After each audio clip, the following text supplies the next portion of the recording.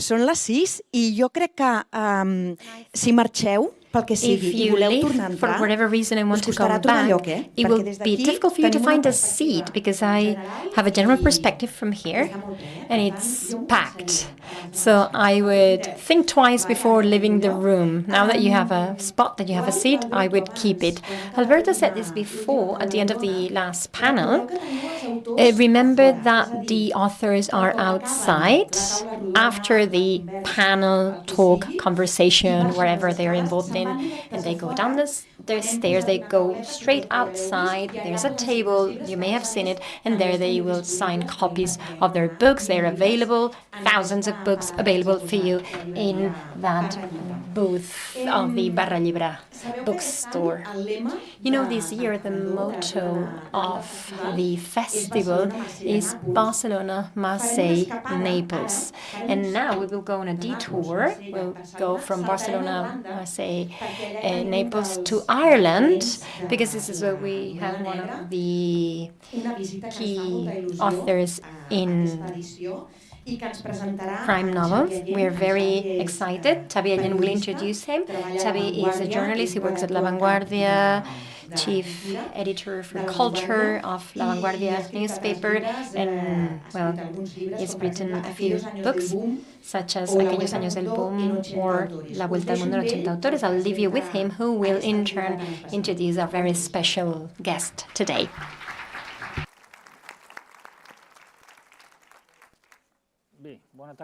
Well, good afternoon, everyone.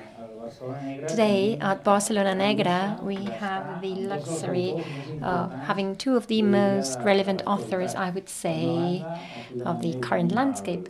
I have here with me Jean Banville.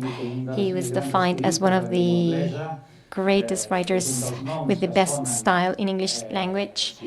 He's one of the names that has been a forerunner of the Nobel. He's won the Prince of Asturias award. We've known him a lot here, based on the sea and The Singularity is one of my favorite novels. He's a very prestigious author, very acclaimed by the critics. And we also have to my right Benjamin Black.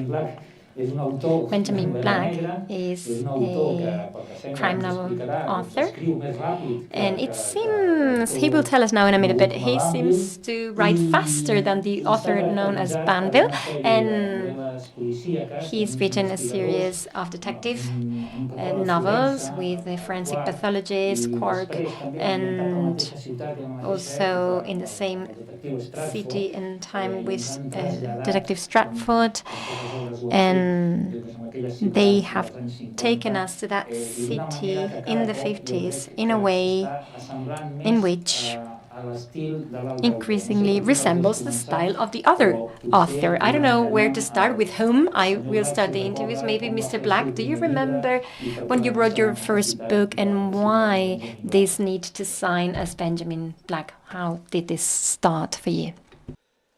Oh, yes. Well, in about 2004, a friend of mine, an English philosopher, John Gray, encouraged me to read Georges Simenon, great French writer. I had regarded Simenon as no consequence, a pulp writer, but when I began to read him, I realized that he was one of the great literary authors of the 20th century.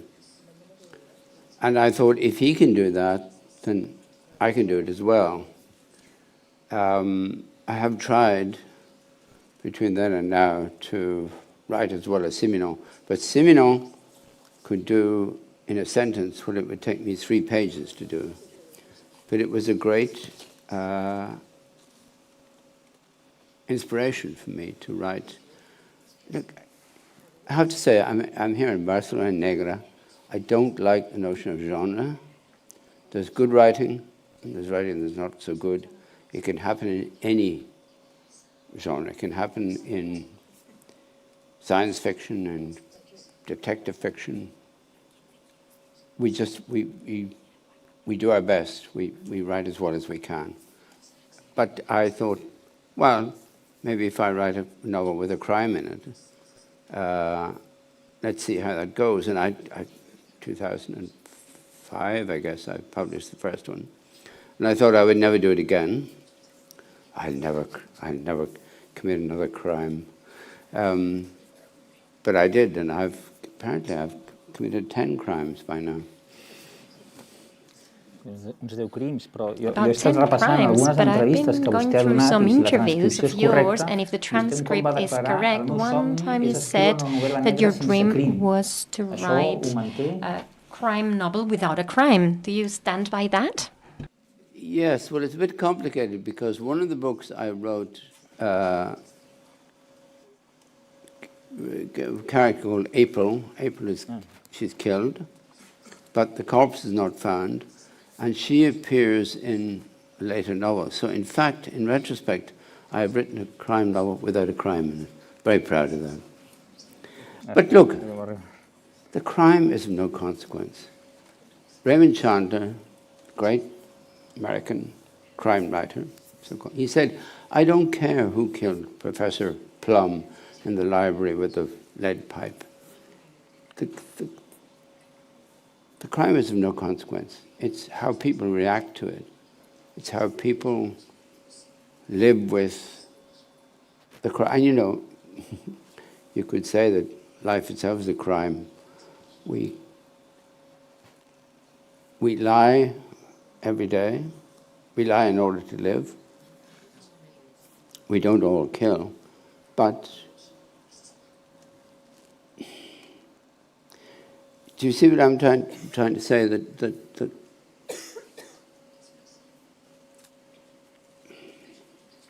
to be alive in the world is itself a kind of glorious crime. De totes maneres, això ens porta a la seva At darrera any rate, novel·la, la this is darrera your novel·la de latest Benjamin Black, novel, publicada aquí, que és Els published ofegats, here, Los ahogados, The Drowned, Alfaguara i a Bromera. published by Alfaguara and Brumera in Stratford, Spanish and Catalan, where Stratford, Detective Stratford, thinks what Mr. Black just said, that everyone lies. Els escriptors menteixen més que els Writers lie more than other people?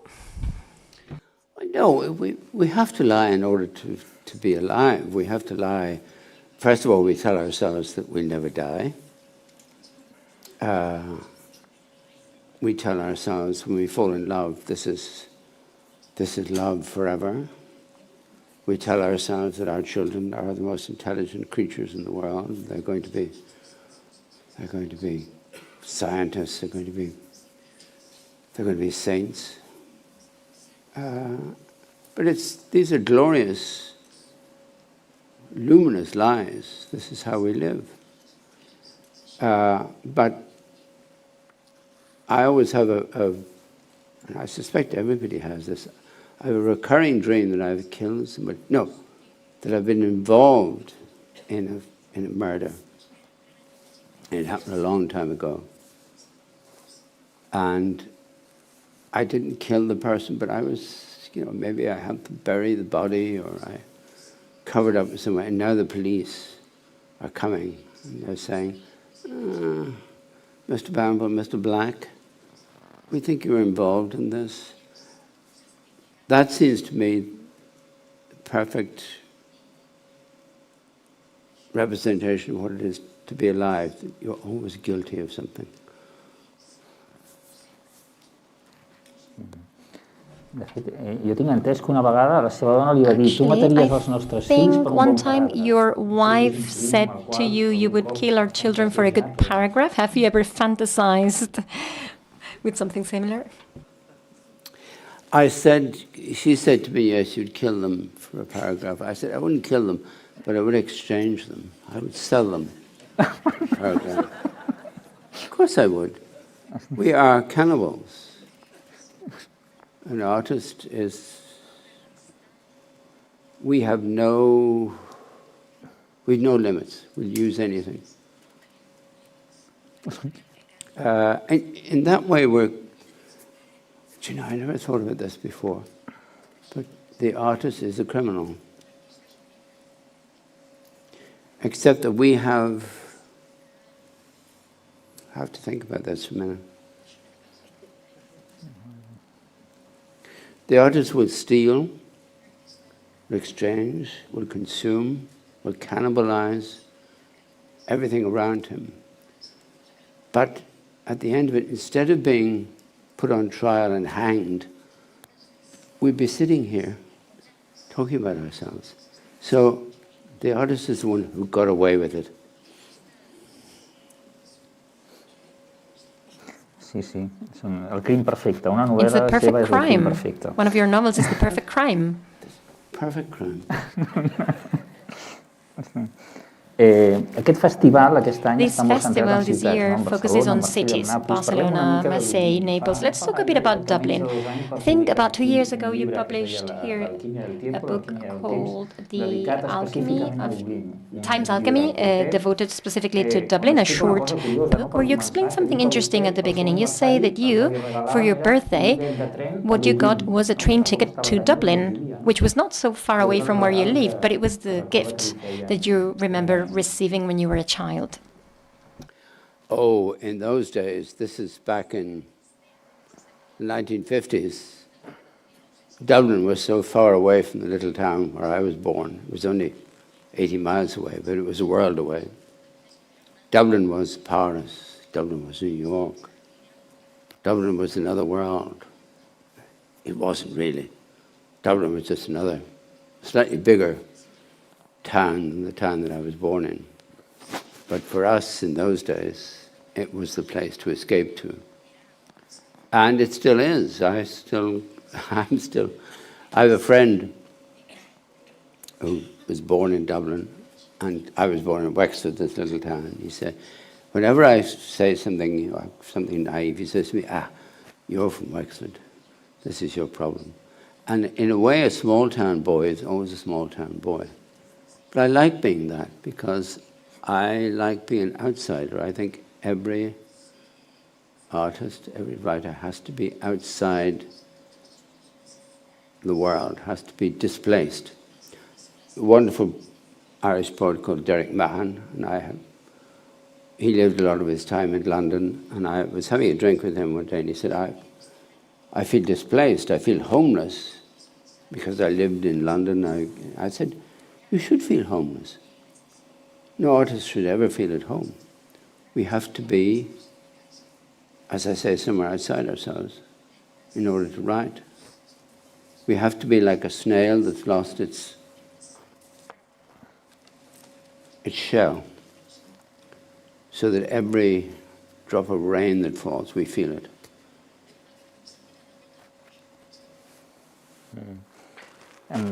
En aquella infantesa And in your a childhood in Wexford, a town where other writers were born, I don't know if the rate of good writers per inhabitant is very high there. Well, probably all over Ireland, but when you were a child there, you said you had a true passion for toy guns. Do you think some of these has then impacted your literary works? No, it was just, they were toys. It's a good point, though. No, one of the reasons I love Spain is that I think that you have a history that's not dissimilar from ours. You had the Catholic Church, you had a police state, you had a dictatorship. We had that. And that's the world I grew up in. When I came to Spain first in early 1960s, probably before most of your parents were born, I thought, well, I'm home. Except, of course, the weather and the wine and the food. But I felt strangely at home here. That wasn't a very comfortable feeling.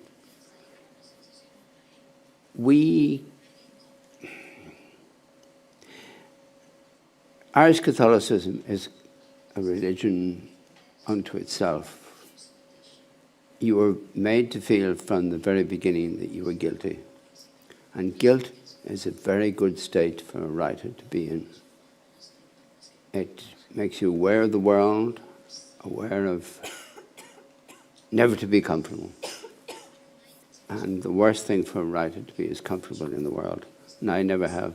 I still find the world an extraordinary place. there's a part of me that's saying, I'm sitting here in front of an audience. I'm a complete fraud. I'm a criminal. How did I get here? Does that make sense? Sí, sí, totalment, totalment. Oh, yes, of course. Ara que parla d'això del And catolicisme, now that you were torno talking about als ofegats, no? He recordat una escena Catholic on religion, I l'Stratford go té back una to the discussió conjugal, drown. no? I remember a fight between Stratford and his wife, and the wife says, I want a divorce, and he says, no, it's impossible, it's illegal, but we were married in London. Is this a conversation that could have happened in Dublin in the 50s? Well, first of all, there was no divorce in Ireland in those days. If you got married, it was for life. It was forever. It was for all eternity. And it must have been terrifying for people of my parents' generation to realize that, my God, I got the ring, you know. It's forever. But in a way, it gave people a sense of the tragic, a sense of the predicament of human beings in the world, that we can't just change something because we decide, oh, it was a mistake. What for the rest of the world was mistakes, for us were sins. And the notion of sin was wonderful. Because I was talking to somebody today, it came to me first, in Catholicism, as I'm sure some of you are aware, there are venial sins and mortal sins. Venial sins you can be forgiven for, mortal sins will send you to hell forever. And I always thought, why would God make a distinction? You know, if you commit a sin, then everything should be punishable by everlasting pain. But this is what we grew up with. And I remember thinking when I was 7 years old and I was being taught the Catechism of the Catholic Church, and it taught us the difference between concupiscence and lust. I apologize to the interpreter. But this is a thing that a 7-year-old boy needs to know the difference between concupiscence and lust. The Catholic Church in Ireland was unforgiving. It said, we're all grown up, we're all sinners, and we're all damned. Good place for a crime novelist to start out. Sí, no, aquí també n'hem sentit a parlar del We've catolicisme. heard about this as well here. We know a bit about Catholicism here and in these spheres that you describe. An interesting thing is that with Ireland being as it was back then, Inspector Stratford is a Protestant. It's interesting. Could you maybe tell us a bit about why? Oh, I love the fact that Stratford is a total impossibility. He is Protestant. He is from the upper middle class. He has a different accent to everybody else. He would never have been allowed into the police force in Ireland. Never. But then Quirk is an impossibility as well. He's, he wears handmade clothes. He's quite elegant, but filled with guilt. So I made these two figures to be in opposition. I shouldn't say opposition. In a way, it just suddenly struck me. In a way, Quirk and Stratford are in love. I don't mean in any homosexual way, but they're in love with each other's state of being in the world. They're both looking at each other and thinking how strange it would be. Quirk is thinking how strange it would be to be Stratford. Stratford is thinking how strange it would be to be Quirk. And Phoebe, Quirk's daughter, is saying, look at those two idiots. They don't know anything about life. Phoebe is she's my favorite character. My agent, many years ago, my agent said to me, I think you're in love with Phoebe. And I said, no, Phoebe is me. Without thinking, I realized Phoebe is me. She's the one who's standing outside.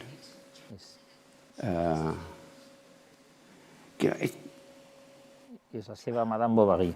She's your Madame Bovary? Yes, she's my Emma Bovary. Yeah. Yeah, that's a good point, but no, she's far more clever than Emma. Poor old Emma Bovary is doomed from the start because she's a romantic. Phoebe is quite the opposite. Phoebe knows how the world works. She makes mistakes. She gets pregnant by Stafford. Big, big mistake. But she is alive to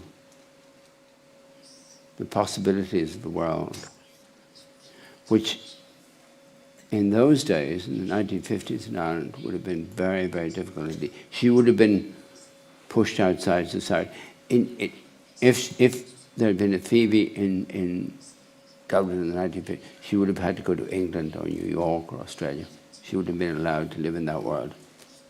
So in a way, again, I hadn't thought of this before, in a way my characters are challenging that world of my childhood. But see, it's all about me.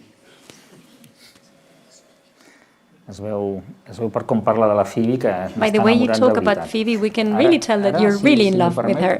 And if you allow me, I would like to ask a question to Mr. Vanville, because Mr. Black has been talking for a while now, and earlier we talked a bit about the clothes of some of the characters, and I oftentimes remember from John Vanville's novels feelings. I remember how they're dressed, I remember the car models, I remember the light, I even remember the flight of a fly, and there's a character looking at the insect and reflecting about the beauty of this fly, a scene that is completely unconnected to the story, but sometimes this is imprinted in our brains with a strength way beyond the plot. And I would like to ask Mr. Vanville, how do you use this sensuality, or in what terms you use this sensuality of the narrative, and how is it that sometimes we remember the most some scenes that are not related to the plot, different to Mr. Black, who advances the plot in different ways?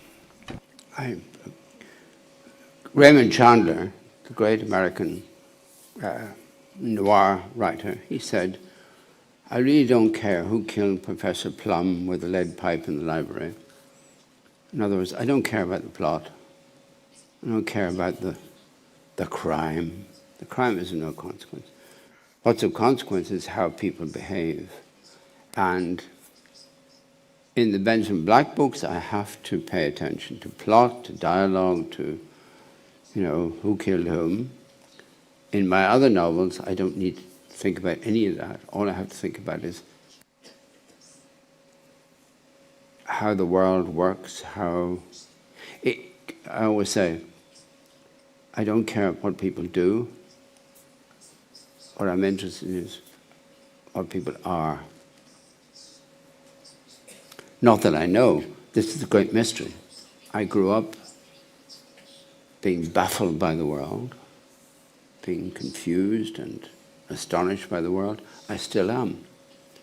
I'm 157 years old now, or something like that. But I'm still astonished by this place that I'm in. I look at a fly, at a cobweb. I mean, cobwebs are the most extraordinary things. Have you looked at a cobweb recently? This thing, this little spider makes this extraordinary thing in order to catch something to eat. And when you touch it, it vibrates in the most extraordinary way. To me, to be an artist is touching the cobweb, making it vibrate. Does that make sense? Molt de sentit. Yes, a lot of sense. Perfect sense. As readers, you've made us experience extraordinary, intense experiences. We've gone on adventures. I once read that you regretted not having lived those experiences yourself, but at any rate, you've made so many people live those experiences that this should compensate for it. Yes, but it's not my business to live. My wife died some years ago. My son told me that she used to say to him, go and check that he's still alive. Because I'm sitting in the room 6 hours, no sound at all. And people think that writers live exciting lives. We don't. We live exciting lives in our heads, but we hardly live at all. One of the reasons I started writing these books is I hate summer. Summer's the most boring season, but also people want you to go on holiday and, go for weekends, go for picnics. I said, no. I'm writing a crime book, I have to do it. It's a way of escaping from this ghastly season. In a way, we don't want to live. We're like that, who was that character that said that, as for life, we let our servants do it for us. I let my writing side do the living. No, I let my children, my family, my loved ones, they can do the living for me. I'm going to sit in my room and write. But I can imagine no more passionate and exciting thing to do than sit in my room writing. I tell you, I went to one of these writing places, writing retreats, beautiful house in Ireland. And they gave me a room overlooking the lake, my desk. First thing I had to do was turn my desk to face the wall. Because if I looked at the lake, I wouldn't be able to write. We live in our minds. It's quite sad, really. Sad little life. But every now and then, they let me come to places like this.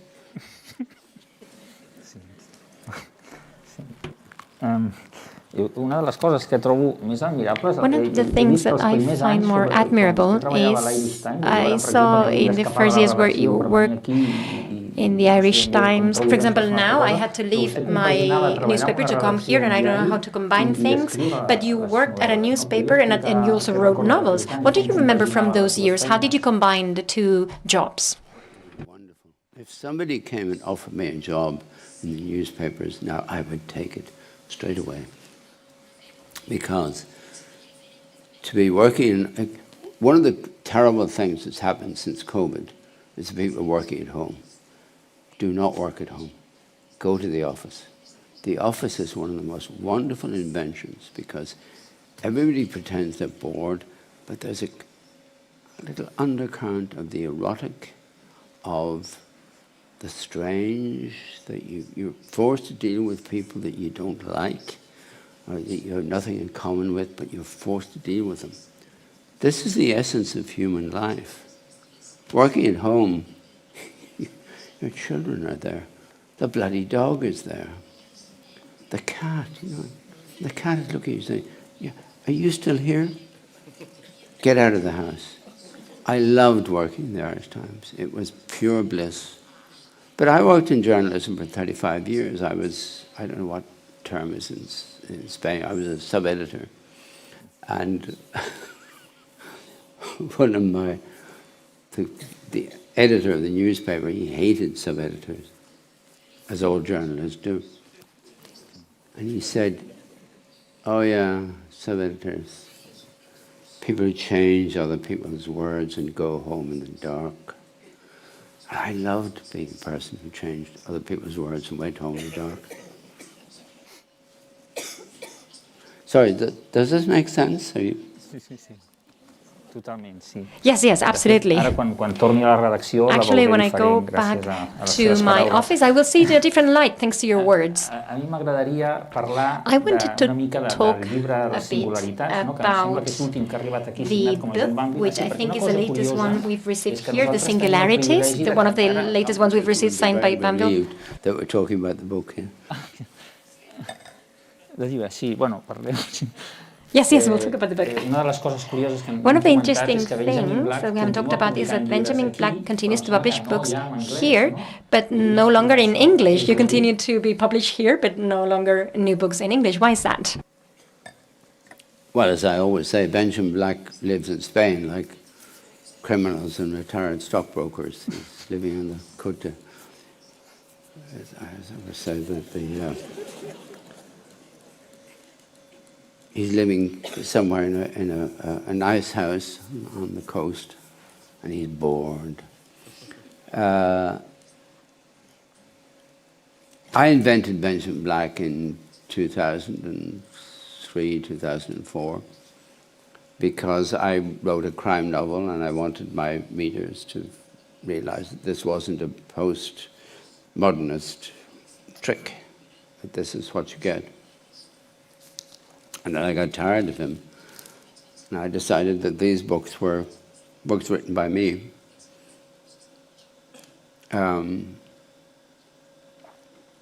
I think I felt that by having a pseudonym, in some way I was ashamed of them, and I'm not.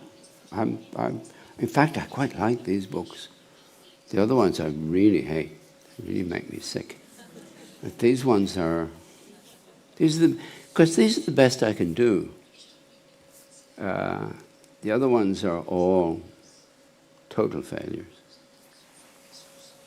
No, però, Glorious failures, but failures. Home, però, per exemple, el millor fracàs jo crec que és les singularitats. I think the best failure is the singularities. Would you agree? Because reading the singularities, però si heu llegit els altres llibres de Banville, you don't need to have read the other books by Banville, but if you have, you will find many references here and there, the same prisoner, Freddie Montgomery. We know Montgomery from other books. I don't want to spoil anything, but it's a big gathering of characters from your previous books. Yes, it was a strange part of my life when I was writing that book. My wife was dying, and then she died, and I assumed that, when you're bereaved, you step over into the world of the dead, and I didn't think I would come back. This is not tragic in any way. I mean, this is fascinating. And I assumed that this would be my last book. So the last two words in the singularities is full stop. I thought, oh, I'm free of all that. But I didn't expect to live this long. And I thought I would be at least gaga by now. But my brain is still working, so I have to keep writing. So what I'm writing now is my autobiography, but it's all lies. All lies. All autobiographies are lies, but I mean these to be lies. Well, how much time have we got? I had two books to write. One was called The Last Man, in which there's a character, and I suppose this comes from COVID lockdown, that the narrator is the last person alive in the world, and everybody else is dead. Which in a way, every artist knows that, I'm the only person in the world and everybody else is gone. And he's perfectly happy, but then he discovers there's a last woman. And they both know that they're alive, and they meet, they almost meet, but they have a pact where they will kill each other, because they don't want the whole ghastly circus to start up again. Right? So I combine that with my autobiography. In my autobiography, I'm the last man in the world, and I'm having great fun. I just hope I live long enough to finish it. But I think it will be a glorious posthumous fragment. That would be the best way to go. Yeah. Sorry, does this make sense? Do you understand what I'm saying? I hardly understand myself. Però, escolti, això de l'autobiografia és fantàstic. This thing about the autobiography, this is wonderful. I remember the biographer in The Singularities who has a mission of writing about the life of one of the characters. So you are I ara ho està fent You amb have vostè dealt with mateix. this Està topic trobant of algun reflecting on obstacle, one whole alguna cosa life in a que book, and now vulgui you're doing it revelar o for que no yourself. tingui Are you memòria? encountering any obstacles, things that you Quines do dificultats not es want to troba per disclose, explicar or la seva vida? memories that you've Que és una lost? cosa bastant What are the insòlita. difficulties you're encountering in writing about your own life? Well, when I was a teenager, I used to sing Bob Dylan songs. I certainly won't be putting that in even my fictional autobiography. There are many things I'm ashamed of. But for an artist, everything is material. Everything. Somebody said, I can't remember who, that artists are very fortunate because whatever happens to them, no matter how terrible. If someone were to tell me tomorrow, maybe tomorrow or the next day, you know, you've terminal cancer, the first thing I would think of is, I can use this. I can write about this. And I would watch myself reacting to a death sentence. And I would use that. That, I can never decide whether that's a kind of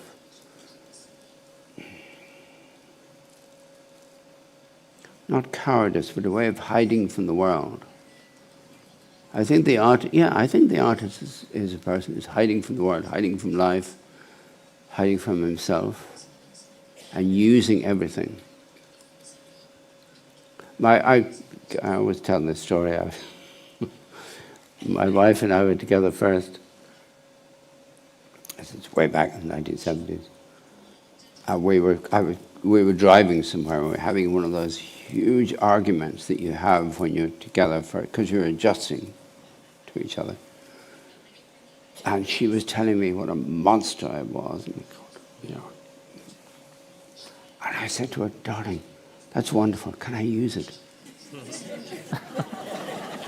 And she said, oh, my God, you're even more of a monster than I thought. I said, yeah, I know, but can I use it? And she said, yeah, okay, go ahead. That's the kind of spouse you need. And of course I did. I used it. And my poor children, you know, they know that I'm using them as well. And they know that I would devour them. You know, when I'm in Spain, I see Goya's portrait of whatever he is, devouring his children. I think, hello friend, that's me. But it would be foolish of me to pretend otherwise. I despise writers who pretend to be nice. I'm not nice. No artist is nice. I'm not as bad as Picasso, but, you know, I understand what he meant. Però vostè no és tan dolent com Picasso, no? But you're not as bad as Picasso, are you? You're not as evil as Picasso, are you?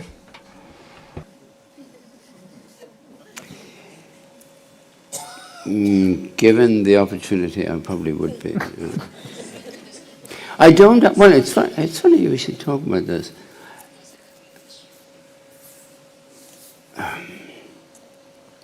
My emblematic Spanish artist is Velázquez. Velázquez stands at one remove from the world. He looks at the world. And he, like Piero della Francesca in Italy, like Pierre Bonnard in France, he's not involved in the world. For me, Picasso is a second-rate artist because he's always involved. It's always Picasso. When I go to the Prado, and I've been going to the Prado since the early 60s, I go and I see Las Meninas, and Velázquez is looking out from the side of the canvas, this side, and he's saying to me, ah, little man, you're back again. Look what I've done. What are you going to do? That, to me, is the ideal of the artist, is someone who stands back from the world and says, of course, I'm passionately involved in this world, but it's not me. I'm involved, how would I explain it? Kafka, one of my great mottos as writer, Kafka said, the artist is the one who has nothing to say. I have nothing to say. I only have to present the evidence. This is what I saw in my life, in the world. And, I was alive for whatever, 70, 80 years. This is what I saw. This is what I experienced. But I don't imagine that this has anything to do with me. Does that make sense? Art is not about the self. Art is simply presenting the evidence.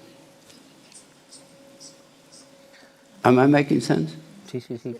Yes, yes. Estic molt content que parli And I'm very del Prado happy i that de you talk Velázquez, about El perquè Prado and això Velázquez, ens dona peu a parlar de because vostè. this No gives només ha me a passejat pel segue Prado, into vostè ha talking viscut al Museu del Prado. about Podria that explicar aquesta you have not experiència? only walked around El Prado, you've lived in the El Prado Museum. Could you tell us about that? Last October, I think, Prado gave me a month in the Prado.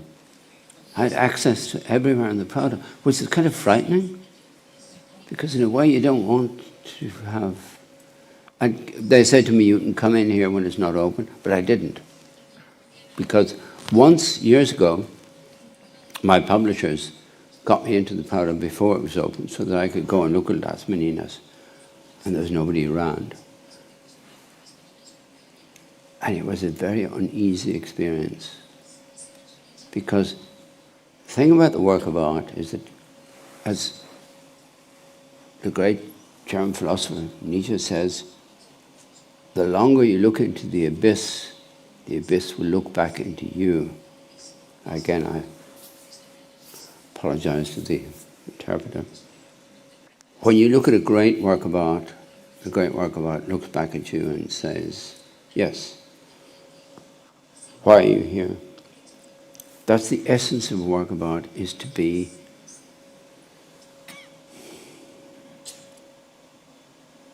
the work of art does not give. It holds itself back. This is why we go back again and again to great works of art. They never wear out.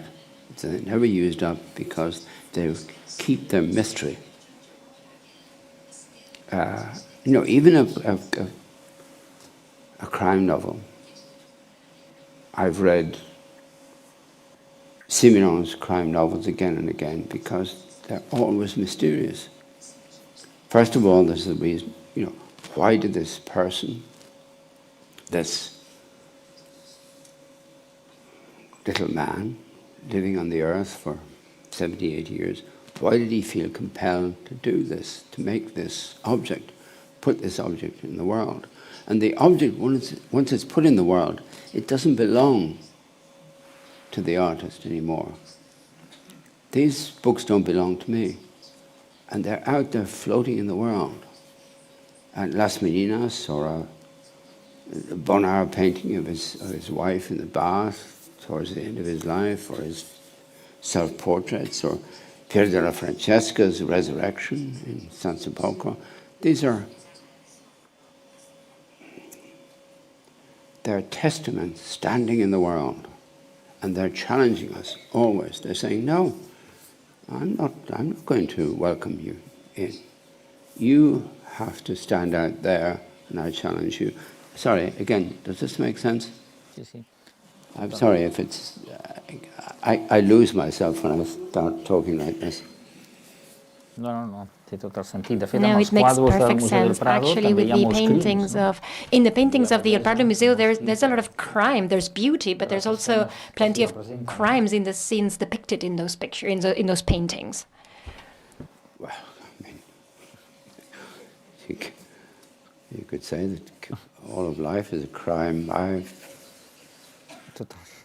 From my beginnings, I have betrayed people, betrayed my parents, betrayed my siblings, betrayed my children. I am guilty, my Lord, of everything accused. Of course I'm guilty. But that's the condition of life.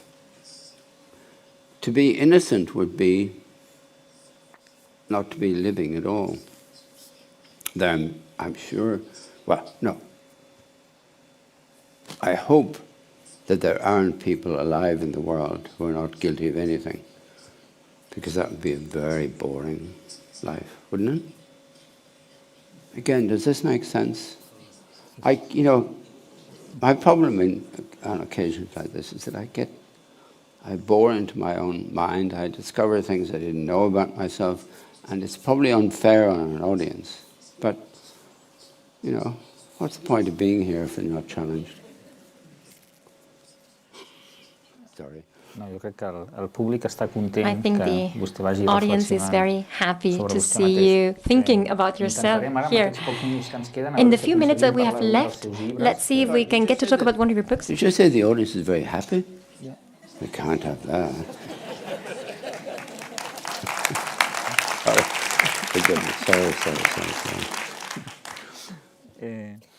Per exemple, I imagine you all staggering out of here and, oh my God, no, what?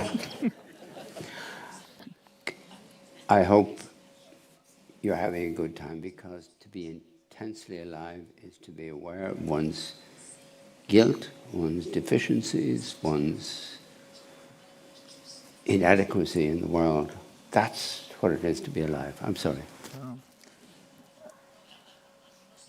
jo crec que el públic s'emportarà el record d'aquesta confessió de culpabilitat take away the memory of this confession of guilt of Mr. Bumble, Mr. Black, under this very spotlight. You're under a very intense spotlight. This is one of the memories we will take away from this Barcelona Negra.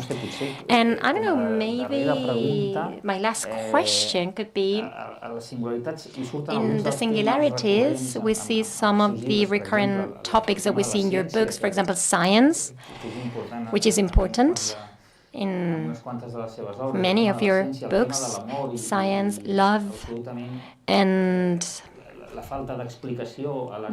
the impossibility to explain this falling in love, the intensity of love and the impossibility to explain it. These are topics that we see again and again in your books, in your work.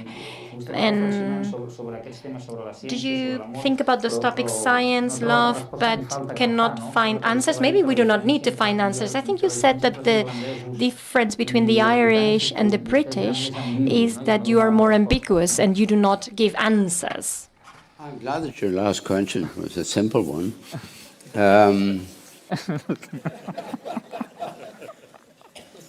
I've always loved the notion of science. From an early age, I've read about physics.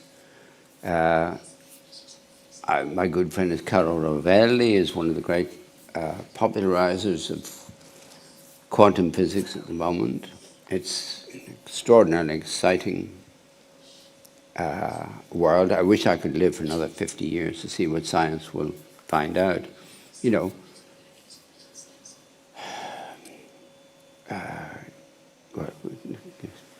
I was going to go into quantum theory. Let's not go into quantum theory. No tenim temps. No, we do not have the time for that. But it's so beautiful. It's so beautiful that people are thinking constantly about... All scientists, they're not thinking about science. They're thinking about what it is to be alive in the world. This is what I discovered very early on, that scientists, philosophers, physicians, anyone who thinks is thinking about what it is to be here in this extraordinary place, and what an extraordinary thing it is to be alive in the world. I've never got used to it. I still find it very, very strange that, you would think that at my age, you thought, well, I'm as baffled by the world as I was when I was a 5-year-old child. And this is how it should be. This is an extraordinary world. It's a terrible world. It's full of the most appalling cruelties, mass murder, horrors, but still it is such an extraordinary place to be. I was driving up in a taxi from my hotel to here, and I come from Ireland. In Ireland it's raining, it's grey, which is beautiful, but I'm in a taxi driving through Barcelona, and it's how strange it is to be here. But if I were in Ireland with the rain and the fog, that is equally extraordinary. This is why one makes art.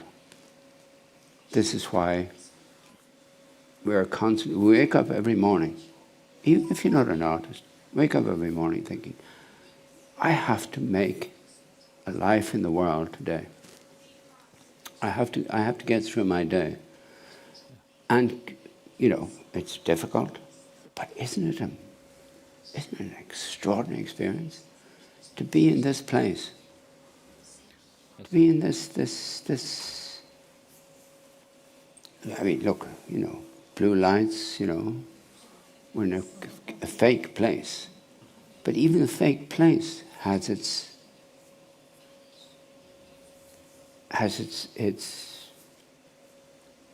authenticity.